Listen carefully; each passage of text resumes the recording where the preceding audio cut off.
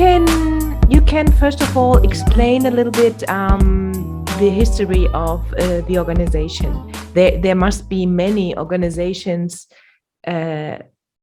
which try to abolish death penalty, right? Yes. I'll tell you first about the commission and try to explain why it was formed, and also the rationale, and thereby give you an idea of what others are doing. The International Commission Against Death Penalty was established in October 2011. And at that time, the idea was that there were many organizations. So you have NGOs like Amnesty International at an international level. Then there's the World Coalition Against the Death Penalty. There's also Ensemble Contre Peine de Mort, which is the last two are based in Paris, in France. Then you have organizations like Hands of Cain and Community Sant'Egidio, which work from Rome, Italy. And so you have also at another level the Catholic Church, which is increasingly against the death penalty, especially with the current Pope having issued a catechism. And I think he's also done a study on this. So that's there. Then you have also international governmental organizations. So you have the European Union, which is made it clear that no member state should have the death penalty. So if you have any, all member states of the EU have abolished the death penalty, and those who would like to join would have to abolish the death penalty before they join. And in a way, you have the Organization of American States, where they have an initiative to abolish the death penalty, and the UN. You have the Secretary General, for example, Secretary General Ban Ki-moon, Secretary General Guterres have both said that they are opposed to the death penalty. Of course, it doesn't mean that the member states are all have abolished, but you have this support from the Secretary Generals. And of course, the Office of the High Commissioner for Human Rights has a very clear policy on abolition of the death penalty, and also encouraging states to move towards abolition. Now, there is so when the International Commission Against Death Penalty was formed, the idea was, you have at different levels, but there is a need for dialogue, for engagement, to quietly move countries away from the death penalty, because increasingly the death penalty abolition has become very sensitive, very political. And so in that sense, one of the issues was to gain political leadership. So the commission was formed with, the commissioners are all high-level personalities.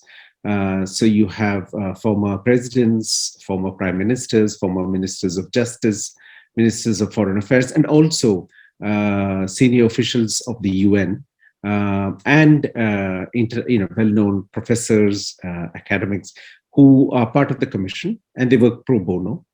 And then, so for instance, our president is Judge Nabi Pillai, who was the former UN High Commissioner for Human Rights. She's from South Africa. And then we have amongst our commissioners, several commissioners who've led their states to abolish the death penalty. For instance, you had, in fact, last year was the 40th anniversary of France abolishing the death penalty, and our founding commissioner, Robert Badinter, was the Minister of Justice who led France to abolish the death penalty 40 years ago. And then we have also, for example, Commissioner Gloria Macapagal Arroyo, who led the abolition of the death penalty in the Philippines. We have Rajiv, you are from India, right? Yes. India has a death penalty? Yes, India has the death penalty. Well, I'm originally from India, but I'm a British national.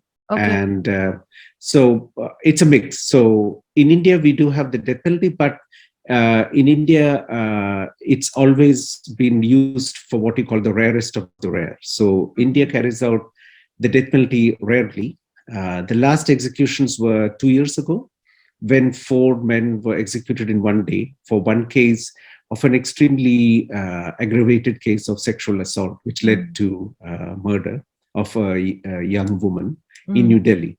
Was was it the bus?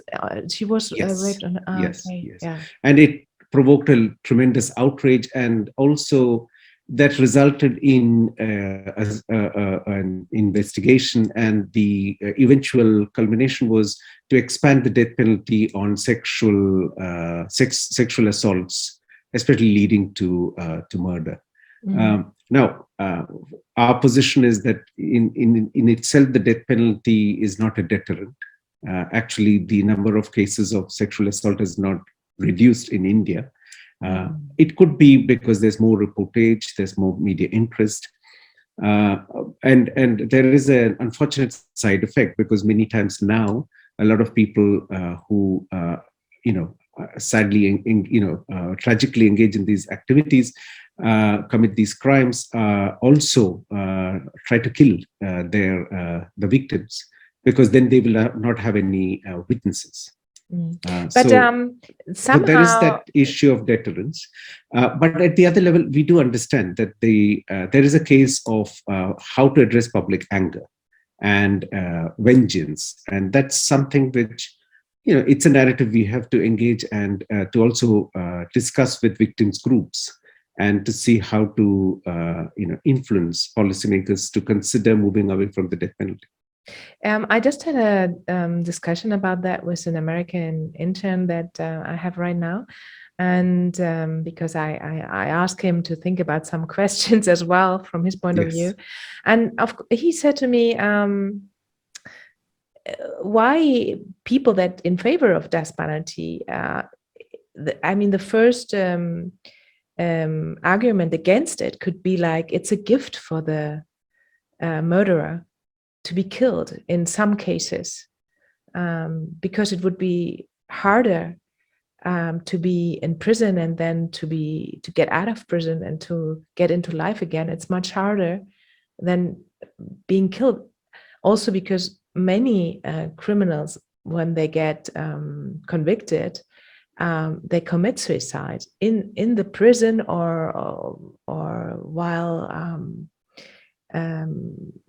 while the police is attacking or whatever. So somehow it makes no sense, and not in one way, nor in one way, neither in the other.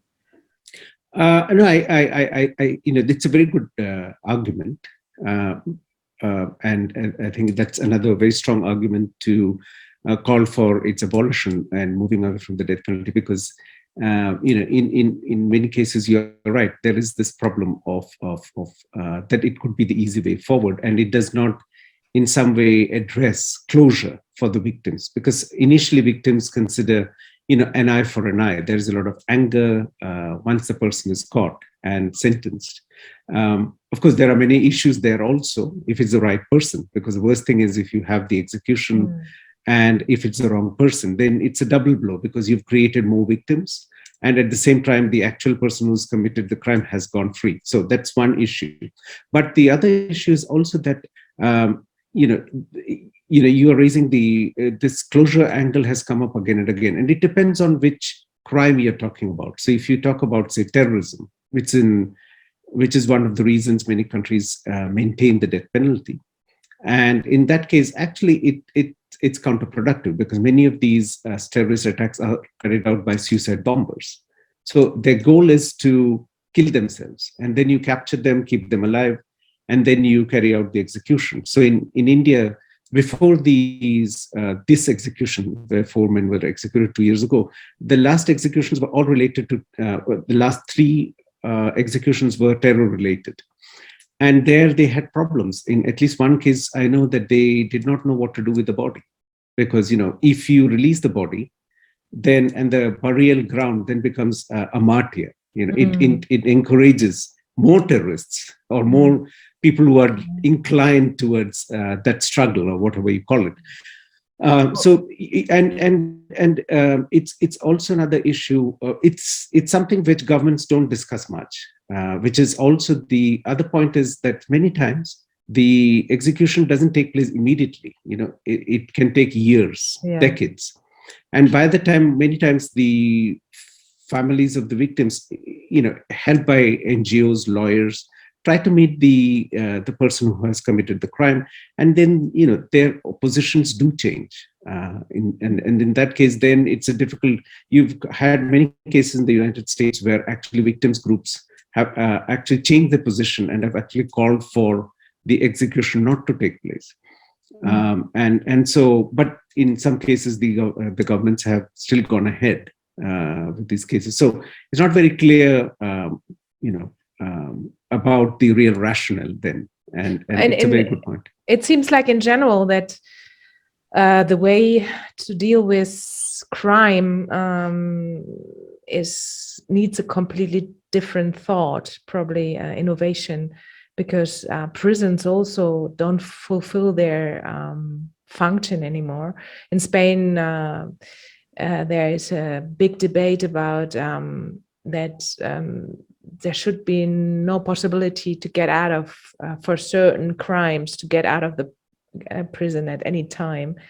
Do you also have any ideas related to that? I mean, how to deal with criminals? It's an issue which we have not really researched, though some of our commissioners have a lot of experience on this, having been judges or having been lawyers or academics on this issue. And one of the ways, of course, is to have a system where, of course, the punishment is there if the person has committed the crime, and it has to be severe if the magnitude of the crime is heavy. But the punishment can be in different forms, so that every chance is given, because that's a sign of civilization, right? That for every murder, if the state also commits a murder, which is the death penalty, it doesn't resolve that offense. In some ways, there should be every attempt for even the people who have been found guilty to redeem themselves, to feel a kind of sincere regret or sincere that there's an apology. But and then the process begins. And so there is that thinking. I think for many governments, the problem is, especially now with populism, everything is a lot of it is decided on popular measures. And many of the current leaderships consider a crime needs a hard response. And so the death penalty then fits into that narrative. And if not the death penalty, then it's extrajudicial executions or intellectual disabilities. In general, the good news is there will be less and less countries with death penalty, right? That's the hope. I mean, there is always a fear. It could. How many do we have, or still? How many do we have still? It's interesting because we just, Asunta and I just wrote an article which was published. We just got the hard copy yesterday, so it's very timely. So we have 110, 111 countries who abolished the death penalty now. Wow. But if you look at the other way, there are 89 countries still, more or less, who still have the death penalty. But if you then break it down further, if you want good news, then you find that about 27 countries have had a long-term, 27 countries have had a long-term moratorium. And then if you further add that, if you take the actual number of countries which regularly carry out executions, then it is, it is less than 20. So if you keep that, then one could say more than 2/3 or 80% of the countries in the world do not carry out executions. But as you correctly pointed out, and that's one of the things we've also pointed out, is that the concern is that all the powerful countries, so you have China, you have United States, then you have India, Indonesia, Cuba, Japan, Cuba, yes, but these are countries which have massive populations, Pakistan, Bangladesh, and Iran. So these, if you look at the top, say 20, countries with, in ranking them by population, I think about 13 have the death penalty. So that's worrying.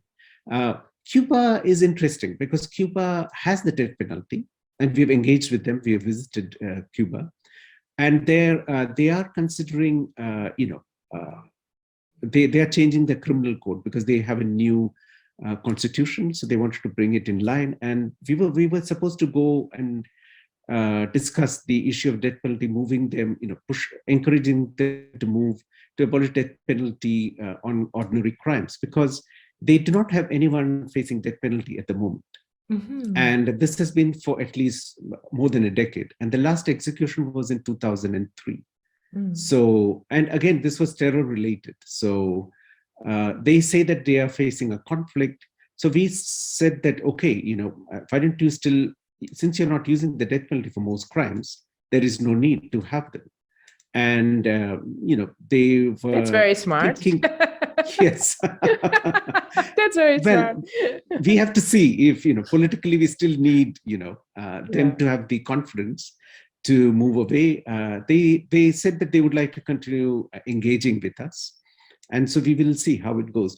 But in the Caribbean region, I think Cuba is the only Spanish, actually all the countries that have the death penalty in Caribbean are English speaking, except Cuba. Okay. And even there, they've not carried out executions for more than a decade. Thank you very much. I hope. Thank you. Let's hope you, that people realize it makes no sense. We pointed it out all. It makes no sense in any sense. It's even counterproductive. And but yeah, probably we should also initiate a whole debate on how to treat crimes in our society, and of course how to prevent them, but also how to because people that work in prisons, they normally say you get out worse than you got in. Yes. And also on top, there is what we call the death row phenomenon, where even prison guards or people who are involved in carrying out executions suffer. There's a high rate of suicides among the people involved in carrying out executions. So it's not just the person sentenced to death. There is a whole, ecosystem which is very bad, and there's a post-traumatic stress disorder, which is not, we need to address that as well. One last thing. So we finished 10 years last year, and we were quite honored because in December last year we were awarded the North-South Prize by the Council of Europe. And so that was a good recognition for us, but it just meant that we still have to move on, to keep this carrying on, and a lot of our efforts are complementary because we work closely with Amnesty, we work with many of the human rights organizations, and actually what the point you've raised is something we may be raising, because we have a World Congress Against Death Penalty in your country. Berlin in November. It happens every 3 years, and it's organized by the ECPM, the Ensemble contre Peine de Mort. And so it's where we will be seeing how to move even more. Of course, in Germany we still quite close to death penalty because of the GDR. Some of us know people that have been shot or and that's a kind of death penalty as well. I mean, you escape, you can't escape, so you die. I mean, we saw it as a death penalty, and also, of course, they also killed many other people in one or another way. And there was death penalty, of course. I mean, so it's not such a long time ago. It was the reunification was in 1990. So yes, not that long ago. In the memory of a lot of, it's true. Yeah. In fact, Germany, we are fortunate. Germany is one of our very active support group members.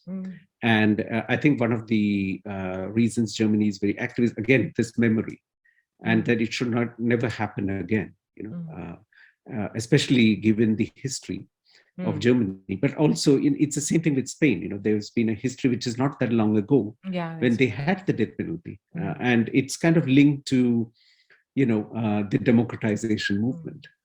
So that makes it very strong.